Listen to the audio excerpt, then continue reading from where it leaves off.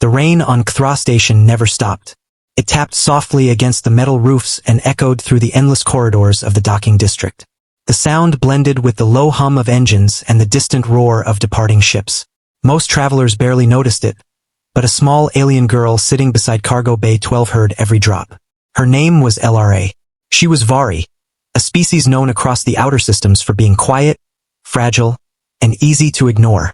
Her silver eyes reflected the flickering lights of the station as she hugged her thin knees, trying to stay warm.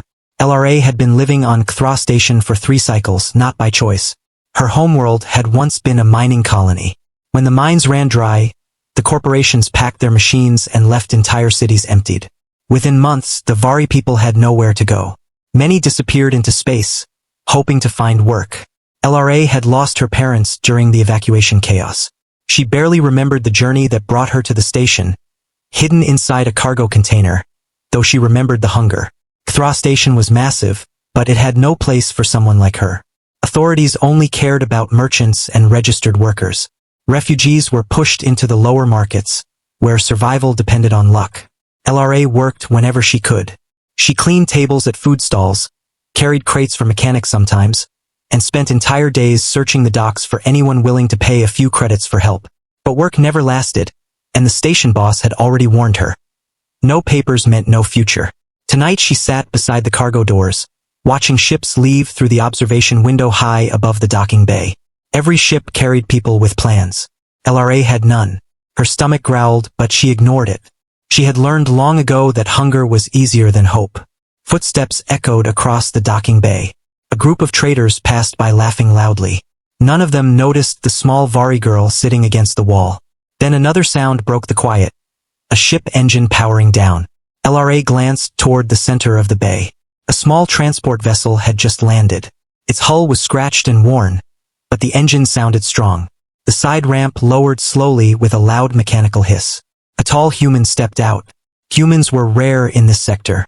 This one wore a faded flight jacket and heavy boots, carrying the dust of many worlds. A helmet rested under his arm as he scanned the docking bay with sharp eyes. His gaze stopped when he noticed the small figure beside the cargo door. He walked closer. "Hey kid." LRA quickly stood. I'm sorry. I will move." The human raised an eyebrow. "Move where?" "Anywhere else." She hesitated. The human studied her for a moment. "You working here?" "Sometimes," she whispered. "Sometimes is not a job," he said.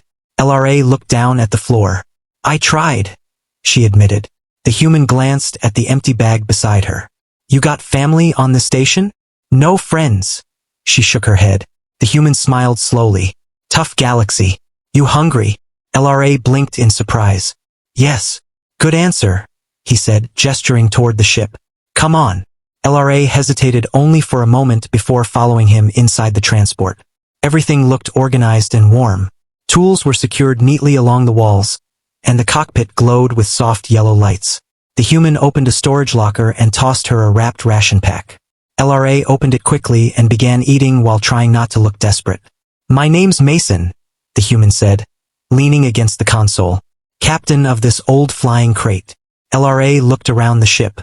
"It's beautiful." Mason laughed. "Kid, you need to see more ships." She finished the meal slowly, warmth returning to her body. Mason crossed his arms. "So, what's your plan?" "Plan?" LRA asked. "Yeah, the thing people use to keep living." LRA stared at the floor. I do not have one." Mason nodded slowly. "You know what? Humans are famous out here." She shook her head. "Fixing things. Broken engines, broken colonies, broken plans. Humans are stubborn." He looked at her again. "You look like something the galaxy tried to throw away." LRA stayed silent. "But I do not like wasted potential," Mason said. He pointed at a maintenance panel inside the ship. "I need help sometimes. Someone small enough to crawl inside systems when they jam." "You interested?" LRA froze. "Me? Sure, why not? But I have no training." "Training can be taught," Mason said. "What matters is stubbornness. You survived alone on this station for 3 cycles. That tells me enough." LRA felt something unfamiliar rise inside her chest. "Why would you help me?" Mason shrugged. "Someone helped me once." He walked toward the cockpit. "Decision time. Kid, stay here guarding floors? or come see what the galaxy actually looks like. LRA looked at the open ramp, then at the endless ships beyond the docking bay. For the first time since losing her family, she felt hope. She picked up her small bag. "I will fly," she said. Mason smiled. "Good choice, partner." The ship launched from Kthra Station that same night. Stars stretched across the cockpit window as the transport entered open space. LRA stared in silent wonder. She had never seen the galaxy like this.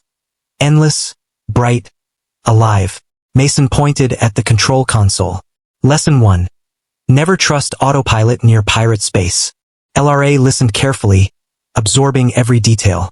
Days passed, then weeks. Mason taught her everything he knew: navigation, engine repair, cargo negotiation, emergency survival. LRA learned quickly. Her small hands could reach places most mechanics could not. Her memory was sharp, and her curiosity endless. For the first time in her life, she felt useful. Months later, their ship approached a frontier colony. Something was wrong. Smoke rose from several buildings, and distress signals filled the communication channels. Mason checked the sensors. Raiders. The colony defense grid was offline, and evacuation ships were trapped on the ground. LRA studied the display. "Power relay tower damaged," she said quickly. Mason glanced at her. "You sure?" "Yes," she said. "Then we fix it." They flew straight through enemy fire and landed beside the damaged power tower. Explosions echoed across the colony while raider ships circled above. Mason grabbed his helmet. "Stay close." They ran toward the tower while blaster fire lit the sky. Inside the relay structure, the main conduit had melted. LRA crawled into the narrow maintenance shaft while Mason guarded the entrance. Smoke burned her eyes, but she kept moving. Finally, she reached the broken connection. Her hands moved quickly, reconnecting wires and replacing a damaged fuse. Another explosion shook the tower. Mason shouted, "Anytime now, partner." LRA tightened the final connector. Power surged through the grid. Moments later, massive defense cannons activated across the colony. Bright beams shot into the sky. Raider ships scattered in panic. Within minutes, they fled into deep space. Later, the colonists gathered around Mason and LRA, cheering loudly. Mason placed a hand on her shoulder. "Not bad for someone with no future." LRA looked up at the stars. The same stars she once watched from a cold cargo bay floor, but everything had changed.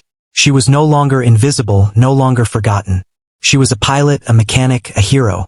And beside her stood the stubborn human who refused to let the galaxy throw her away. LRA smiled softly. Her future was no longer empty. It was as wide as the stars. Please follow my channel for more videos. One click from you can change my life.